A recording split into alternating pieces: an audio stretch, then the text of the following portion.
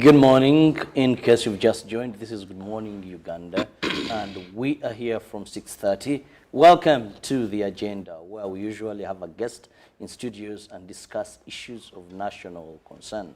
Now, this morning, we want to look at the budget, because a budget is what you plan, your planned revenue or your planned income, and how you plan to spend it.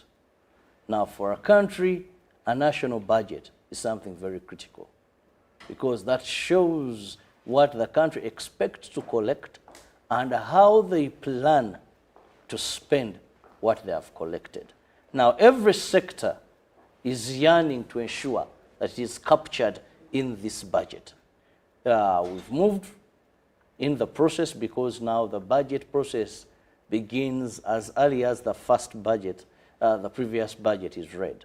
Now we have nationwide consultations. We've seen ministries present their budgets, and of course Parliament must look through, scrutinize. We've seen agencies. The entire of last week we saw ministerial policies coming up. We saw the group of the opposition coming up with an alternative budget, and sectors are yearning to see that they get part of the national cake.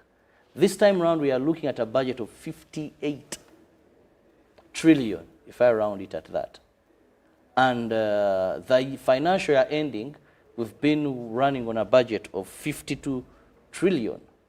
Now, URA is expected to collect 29.9 trillion of this budget. That is money expected from taxes, what you're going to pay.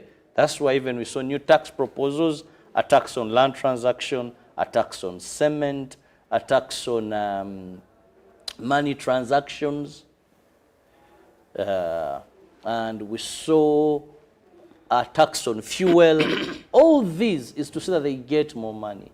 Now, like I said, sectors are saying, where are we left? Now, the cooperators are also yearning and saying, government, please, as you're considering, we need more money for this sector. We are here, we are a good model, but we need money to ensure that we can move more and better perform. I have the man himself, Ivan Asimwe, who is the General Secretary, Uganda Cooperative Alliance, who said, Robert, at this stage we must make noise. We must sound the drums. We also need more. Good morning and welcome. Good morning, moderator. Good morning, our viewers. Good morning, everyone. Happy to be here. Now, Ivan, when you talk about the budget and you people claiming and saying we need to be looked more into this budget, first and foremost, one would want to ask, what do you bring on the table? Because we need revenue before we talk about saying we need more money. Yes, cooperatives. Thank you so much. As you rightly say, first of all, we need to understand what is a budget. Just briefly, what the government plans to receive and how it is going to spend it. As simple as that. Now, why cooperatives? I have always mentioned that cooperatives form the basis of a developing country, especially this country, Uganda. There is no way, and I want listeners and the viewers to hear this, there is no way, there is no magic that we are going to use as a country to socially and economically transform this economy without cooperatives. Completely, it can't work. We have tried capitalism. You remember, after liberalization, since the 90s, where are we? The poverty has increased. Why? Because capitalism favors a few at the expense of majority. And it is really championed by the developed world because they know that their companies, their multinationals, will come to exploit developing countries. And that is why, even strategically, they ensure that they avoid cooperative education in the whole education curriculum.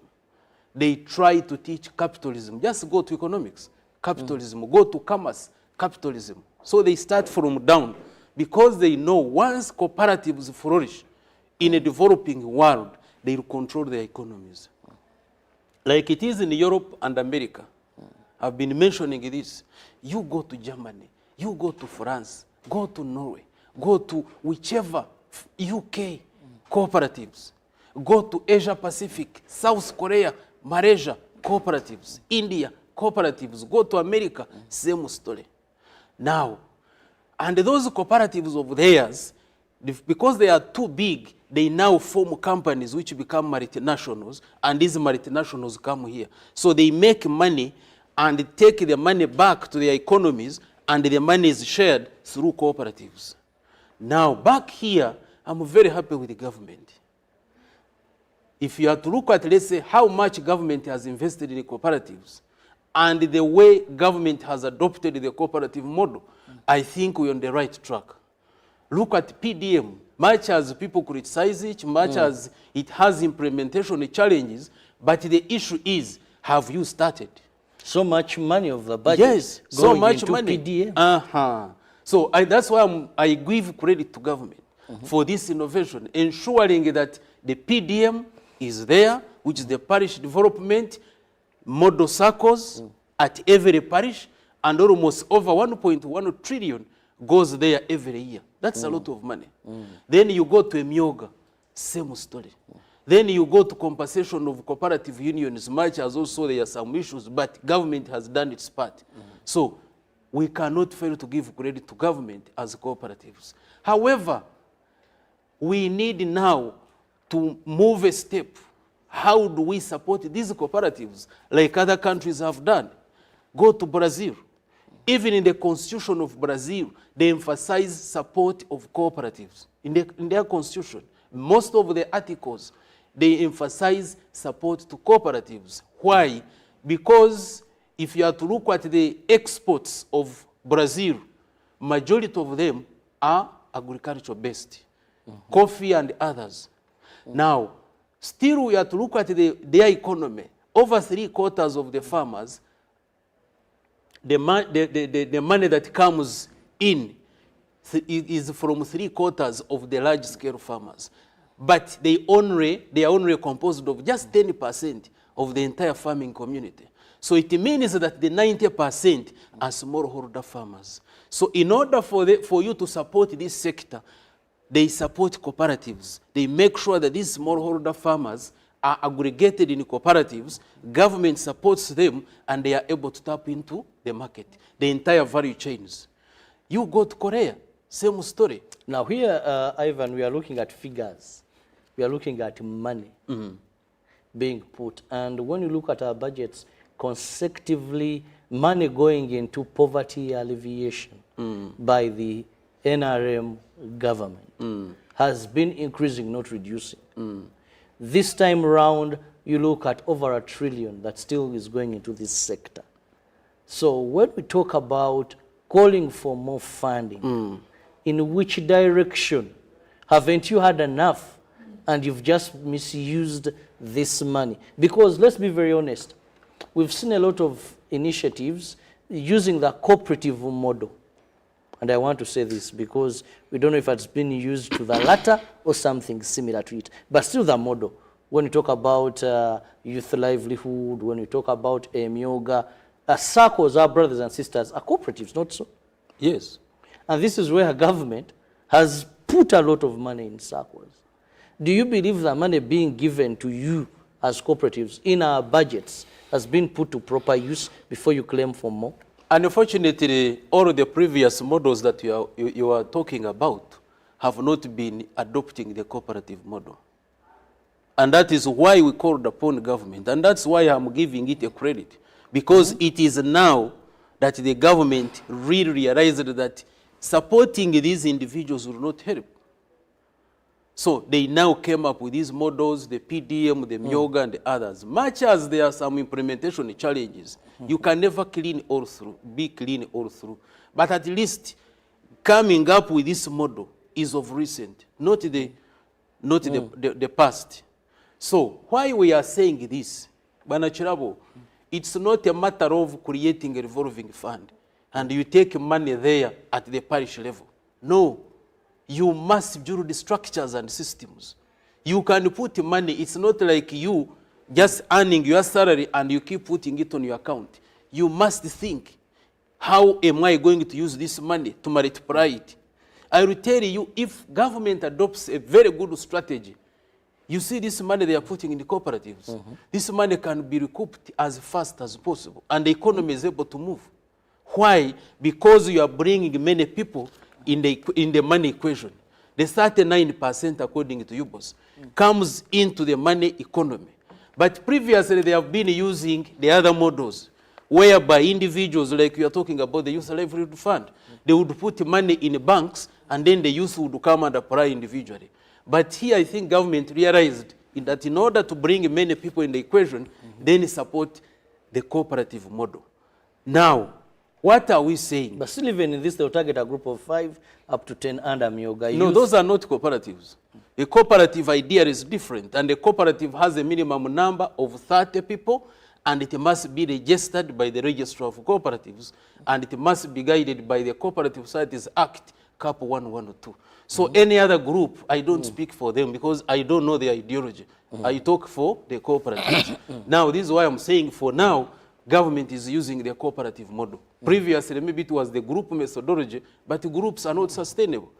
So now, what are we saying? You are putting this money as a revolving fund at the parish level, forgetting that before you put money there, you need to prepare people. You know, the problem of Africa and Uganda is not that we don't have resources. I tell you, if God was to really come back here to see how we have mismanaged Africa as a continent, I don't think he will be happy. Because God gave us everything, everything. You can imagine now the rains are there. The soils are very fertile. Security, such things. But we are poor. I always tell you. Someone says, Ivan, you are poor. No, it doesn't mean that you don't have money. You are just passing on opportunities repeatedly, giving your wealth to other people to make money, and for you remain poor, which is very unfortunate. So, with the cooperatives, you now bring people together. In the equation, if are they coffee farmers, bring them together. Dairy, bring them together. The journalists like you and others, you bring them together. Why should you get an investor? I have been having challenges with the Uganda Investment Authority. Why do you go to America, to Europe to look for investors? Why don't you develop the internal content? Why don't we have educated people here? Can't we mobilize these journalists? Why would you go outside to look for someone to come and invest in media when you have the media people? Why would you run to look for someone to invest in health when you have doctors here? Why would you go to look for Chinese to construct roads when you have your own engineers? What do you do? Empower them, support them, give them the necessary capacity. I don't think that Africans are foolish. We have the brains like those people. But what is lacking is support. So once you have brought these people together, like I've mentioned, you have supported PDM. That is not enough. You need capacity building. You need to prepare people. You need to work on the mindset. What is causing this poverty? What is it? Are you aware that, Mr. Moderator, there are people who are still getting money at 20%, 30% from the money lenders? And they are losing their properties. So, however, they don't know that a PDM circle has been formed. They don't know there are other circles that have been formed where they can actually come and get this money and develop. So it should be now the role of government to ensure that we put more money in capacity building. This is why we are saying, yes, government, thank you for injecting this money. However, there is a need, as you make the budget, there is a need to put money in areas of ensuring that these cooperatives move to the next level. One, capacity building. Train them. Even when you check on the international cooperative principles, there is information, training, and education. But it this is is one there of the as a areas principle. where people believe that sometimes money is not put to proper use. When you look at budgets of various organizations, when you look at so much is spent on workshops, and we've seen financial critics saying, but no, when we scrutinize training, you called it There's a term that usually these people use. Which one? Workshops? Live workshops. Conferences? Conferences. Capacity building. Yes. You know? Capacity building workshop. Capacity building workshop. And at the end of the day, the budget allocated to that particular sector, much of it goes to capacity building than actually the service they need. Because cooperators, I want to believe that maybe they need more of money to be injected into their various No, fortunately, bodies. cooperatives are very unique. Like I've been mentioning, cooperatives in this country are very unique. And in fact, it's global. That people need to understand, first of all, why are you cooperating? What are the principles? What are the values? What is the ideology? Once you understand that, then you are able to go. Well, that is why previously when you talk of the cooperatives of 1950s, 60s, early 70s, they were very strong because much emphasis was on capacity building, training, mentorship, backstopping. We are not talking about bringing people to Serena or Sheraton. No. These cooperators, you go on the ground. I have been in a circle, I've been in a cooperative for 20 years. I worked in a circle for 8 years, up to the level of a general manager. But I will tell you, Mr. Chirabo, you go to a circle and you teach them how to prepare day sheets, waste sheets, till sheets, bus books, register, all those. They need hand-holding. Why? Because there is no school in this country that teaches cooperatives at bachelor's, master's, and PhD level. You get me? So you need to go there physically and you train them. Like now these PDM circles, you make sure they have operational policies.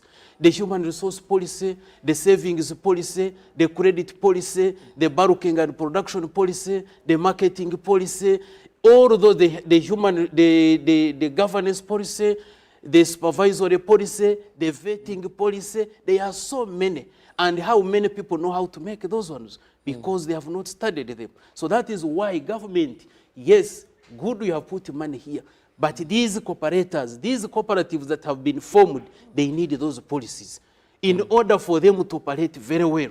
So who is going to do it? Then you get people who know, put money there, and you ensure that, you know, it's like getting a cow and you expect milk, but you are not feeding it. So make sure, yes, you have formed these cooperatives, feed them very well, so that eventually when they grow, they are going to increase the tax base. So for us here as cooperators, we are not looking at government spending.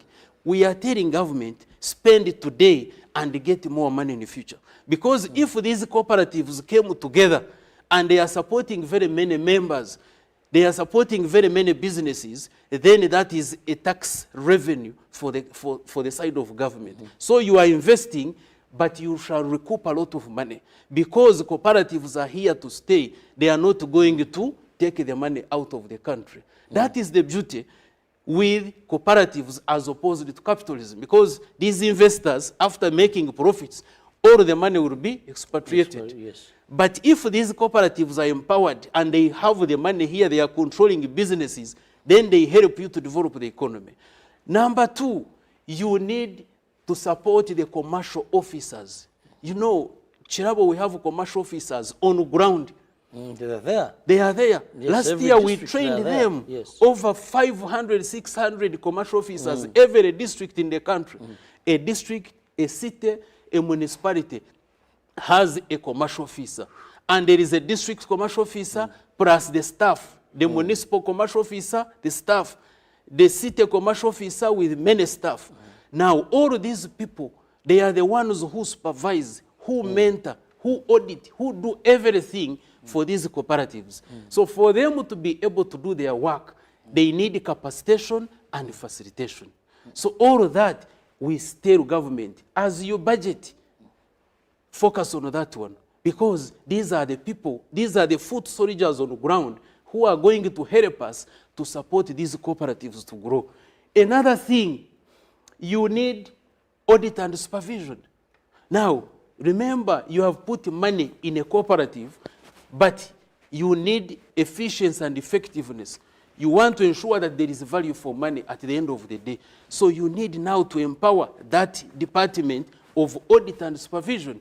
You need to give more money to Ministry of Trade, Industry and Cooperatives, the Department of Cooperatives, you need to support Uganda Cooperative Alliance so that both of them come together and they help you to do the audit and supervision. Otherwise, you are going to put money there, the money will be stolen, nobody will follow it up because you have not put resources in that area. Another thing, Chirabo, why we are telling government, according to the Cooperative Societies Act, Section 73, and even based on the ruling of Honorable Justice Andrew Bashija of Mbarara 2010, if a cooperative has a dispute, the law says don't go to court. Go through arbitration. Now the procedure for arbitration is, if you're a cooperative and I'm a member, and there is a dispute, maybe you are Chibinge, I'm Ivan who is a member. I have brought my coffee, 1 ton, you are saying no, you brought 500 kgs. There is a dispute there. The law says, Chirabo, don't go to court. You must go through arbitration, whereby me and you, we agree on an arbitrator. In case we fail, that subsection 2 says, you get yours, I get mine, the two arbitrators get the third person. In case you fail, then subsection 5 says, the General Secretary of Uganda Cooperative Alliance shall appoint an arbitrator on request of either party. Are you seeing the law? Now, in case arbitration takes place and one of the parties is aggrieved, then the law says you make an appeal to the board of Uganda Cooperative Alliance. Ideally, this means that UCA is a court. So, and where you have very many people, you expect disputes. And I think these guys, the legal fraternity was very careful not to have these cases piling up in court. That's why they created this as an independent court for cooperatives. Now, you have a court, but you are not financing it. You are financing the judiciary, but you are not financing the Uganda Cooperative Alliance, which is by law empowered to do arbitration. And the law says the decision of the UCA board is final, and it is an equivalent of a court and can be enforced. Oh, you see where we are. So given that, you need money there because you expect a lot of disputes. As I speak today, I have over 10 cases to handle.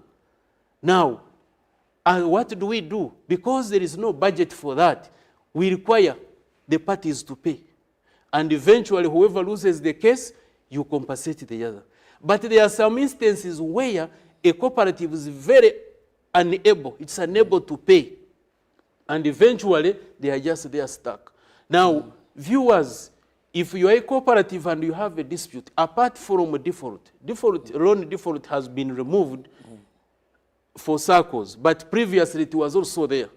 It was removed with the enactment of the 2016 Tier 4 Microfinance and Institutions and Money Lenders Act. So now, but the rest, all other disputes, if they are there, please don't go to court. There is a precedence by Honorable Andrew Bashija 2010. There is even the law, Section 73. Read the Cooperative Societies Act as amended. It is very clear on how disputes in the cooperatives are supposed to be handled. So there is a need for money. There is also a need for research and development. You have been asking me, but I don't have data. Can you imagine? But now when you go to like these commercial banks, they have information because there is a department in Bank of Uganda for research and development. So we need also to invest in research and development. Like now, how much do these cooperatives contribute to GDP? I may not authoritatively give you the right answer. Why? We lack data. So for us to get this data, now it would be helping government. Today in planning, you say we are putting this money in cooperatives because they are contributing a certain percentage to our GDP. They are contributing a lot towards exports. I will tell you like one cooperative, Ankole Coffee Producers Cooperative Union, exports over 200 containers of coffee every year. That is a lot of money to Europe. So, but do we have enough data? Can you quantify this? Do you know how much this cooperative is contributing to GDP? So here, this is an area where we need money. There is also a need for infrastructure, digitization. Can we create like a data center whereby you can easily monitor how these cooperatives, because you see cooperatives have now become very strong. You know, we have circles that are bigger than banks. Yes. Wazalendo is bigger than the commercial bank. Exodus would also have been, yes, I think, yes. some challenges. Exodus is also moving very fast. The parliamentarian circle is very big. Accountants of recent, I was looking at the accounts, billions of money. And others, there are so many very big institutions. So how do you ensure that you build the database so that you can monitor, see the trends, see what is happening? Because if we don't do this, we risk having a problem in case something affects the cooperative movement. You see, you can easily monitor very well in this era of digitization, where you can create a center and then you are able to see, like the banks are doing with Credit Reference Bureau. You know, in a bank now, if I have, let's say, a loan with one bank, I cannot go to get another loan. Immediately they will see, because they have the Credit Reference Bureau. They will see that, Ivan has defaulted in this bank, so we cannot give him a loan. But do you know now today, you can default in a SACCO in a Guru. You go and open another account in a SACCO here at UBC, then you go and open another one at UCA, then you go to Kabale, then you go here, and eventually you default in all. I will give you a scenario. When I was a general manager of a SACCO, we had a scenario where one individual defaulted in 17 institutions. 17. He goes here, gets a loan. He goes the other side, this is an angel. They gave him a loan. The wife goes this side, the son, the daughter. When we searched together, now when we went into real recovery, that is when we discovered that actually even the security this man had given us had been given to other institutions, including banks and circles. So we are all looking at one piece of land which was worth around 5 million, yet if you were to sum up everything, the man was indebted up to around 150 million. So the man, what did he do? He had to vanish with his family, and we started scrambling for a piece of land. So had we had that data center, whereby if any circle is to give a loan, they check in the system, and they are able to track and say, Ivan Asima has a loan in Ryamujugu, so Ruchiga we can't give. He has a loan in Koboko United, so Agaro Sako cannot give. So this is where we are telling government, yes, thank you so much for really capitalizing these cooperatives, compensating them, supporting PDM, Emyoga, and others. But this is not enough. If we want really efficiency and effectiveness, then we need to invest a lot of money in order to expect a lot of returns in the future. Well, I'm still with Ivan Asimwe, the General Secretary, Uganda Cooperative Alliance, and he's justifying reasons why government in the financial year 2024-2025, more funds should be put in the cooperative sector. Many today we talk about circles, and when we talk about circles, we're not meaning just a circle. We are talking about credit and savings. This is where he's saying more money must be put. Now, Ivan, you've given us all justifications, but one would wonder, when we talk about cooperatives in Uganda, there is still a lack of sufficient education. True. There is still a high level of mismanagement of funds. Now, should government continue amidst these challenges to add money to such a sector? Thank you so much. You know, moderator, when you talk about embezzlement and mismanagement of funds in this country, it depends on which direction you are facing. Yes, it depends on which... Stolen is money stolen. I'm telling you, when you look at cooperatives, you may say, there is a problem there. You focus on the other one and you see, you say, but this one is worse. Then you check on the other, then it is worse. Why? There is a high level of corruption in the country. That one you can't rule it out. However, we don't want to use it as a cover. And that is why we are saying, government, thank you for putting money there in the cooperatives. But how do you safeguard this money? This is why you need to support audit and supervision to make sure that there is a team on the ground that is really seeing government has put money in the ABC parish, 100 million. Has this money reached the beneficiaries? Are the beneficiaries really using this money effectively? This is what we are saying.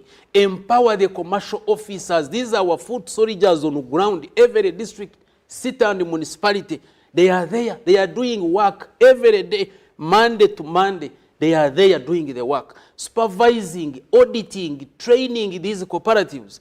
But one, they need capacity. They need training, like you have mentioned. Not every commercial officer in the country studied cooperatives. So they need training. We did that last year. We sat with them across the country. And through their testimonies, you really find that the majority of them who have been recruited of recent did not undergo cooperative education. As it used to be in the past, in the past, it was a policy that whoever is to work in a cooperative, you have to undergo a cooperative college course in Chigumba. It was a policy. But now it changed. Now you find a social scientist, an agriculturist is a commercial officer. Let me look at some of the questions coming in. Please share your views with us on that topic. Where is government input in SACCOs? Someone is asking. SACCOs are primary societies. Cooperatives are territorial after secondary amalgamation. Calling SACCOs cooperatives is myopism. Cooperatives run their financial activities under a cooperative bank. You killed our own cooperative bank. How do you survive over poverty without a cooperative bank that is supposed to render the noble cause of furthering finances of SACCOs? Thank you so much. I want to thank the viewer and also want to thank him for his comment. However, I need to educate him. A SACCO is a savings and credit cooperative organization. It is a type of cooperative that provides financial services. So it is a financial cooperative. So whether it is sir or madam, a SACCO is a cooperative, and we cannot get it out of the cooperative arena. It's a type of cooperatives. We have different types of cooperatives in this country. We have savings and credit, those are financial cooperatives, agricultural production and marketing, energy, transport, housing, health, there are so many. So a SACCO is part of the cooperative fraternity. Now, talking about the cooperative bank, I'm also happy to inform the viewers that we are in high gear of establishing the National Cooperative Bank. Now, and I want really to tell the viewers, let us, what is holding us back is this business of lamentation. You lament, you start lamenting, you end lamenting. We can never proceed. If you lose a relative, then bury, forget, and proceed. That is why even in the Bible, there is a book of Lamentations, the book of Revelation. Are you a Christian? The book of Revelation and the book of what? Acts. Now I've got you. Now the book of Acts. So, listeners and viewers, let us stop lamenting. If the bank died, it was closed because of reasons which we explained. I remember I was here explaining. Very well. Very well. And even the literature is there. You can read. Now that we are also happy with the government, because the government, I think, beginning of this year, our Honorable Minister of Trade, Industry and Cooperatives launched a 14-man committee of reestablishing the cooperative bank, which is chaired by Uganda Cooperative Alliance, myself as a General Secretary. I'm chairing that committee. We have done consultations, we are doing research, we are now coming down. So, cooperator, wherever you are, we shall find you there to consult you, because ideally, and he has a point, Ideally, if you are to really bring all the wealth and consolidate it together, especially from circles, then you need to have a cooperative bank at the center. And this is now where we are heading. So I'm also grateful to government for the initiative and for the support. But again, in fact, I had forgotten, in this budget, I would also be happy to see government supporting the cooperative bank establishment, putting in some money. We can agree, like it happened in Kenya, because moderator starting a bank requires a lot of money. Definitely. Yes, it is a lot of money. Like now, the minimum capital requirement is 150 billion. So government can actually, in a way, to support us, the way you are supporting PDMs, we can actually agree the government puts in a certain percentage to support the establishment, like it happened in Kenya, then it starts withdrawing gradually, and up to until the time when the cooperators are strong enough to have their bank up and running. Well, more messages are coming in, but time is just out. They're thanking you, saying you've represented them very well. And one says, we hope the budget does factor in that. Now we have to message who says, Ivan, don't you think you came in a little bit late? Let's end with that one. No. You see, better late than never. And this is the budgeting period. Because we all know that by 31st of May, yes, that's when Parliament will pass it, and then it will be presented in June. So cooperators, viewers, listeners, this is the right time. We have come at the right time. And I want to thank UBC. Surely God should bless you. You have given the cooperators the opportunity to come and express. You know, we used to be below the table. Nobody could even talk about cooperatives. Whenever you talked about cooperatives, especially to the educated, these capitalists, for them they will say, but what are you saying? Cooperatives, those ones died. But now when you talk about cooperatives, the other day I was giving a lecture to professors and doctors, and everybody was saying, yes, this is the way to go. So it is UBC that has given us the opportunity. Please, cooperators, wherever you are, join me, and we appreciate UBC. This is the right forum that we can use to reach out to many. You know, the viewership of UBC is wide. So that's why cooperators, we use this one to make sure that we really discuss issues of national importance. And the government, let us work together to economically and socially transform this country. I am glad with His Excellency. Whenever he's talking, he says, how can we socially and economically transform this economy? Your Excellency, I have the medicine. The medicine is the cooperative model. I can give you one example. Why would Ugandans export coffee? Just coffee. You export it at very little money. You give a farmer less than 10,000 shillings per kilo. My coffee goes to Switzerland and it is processed into Nescafe. Nescafe comes back here and I buy it at 180,000. Why? The man is making money in Europe, but an African is becoming poor and poorer. So the medicine is, and I strongly support the government when it says, let the coffee be processed here. Instead of exporting raw coffee, we would also export a finished product and we are able to make money. Talk about milk, the same. Talk about bananas. You know, Ivan, so everything. So Uganda is a gifted country. It is a part of Africa. We have all it takes. Your Excellency and the government in general, let's join hands. Let's work as a team to socially and economically transform this country. I thank you. Well, thank you so much for your time, and of course our viewers, we hope and pray that the cry for cooperatives for more funding in the financial year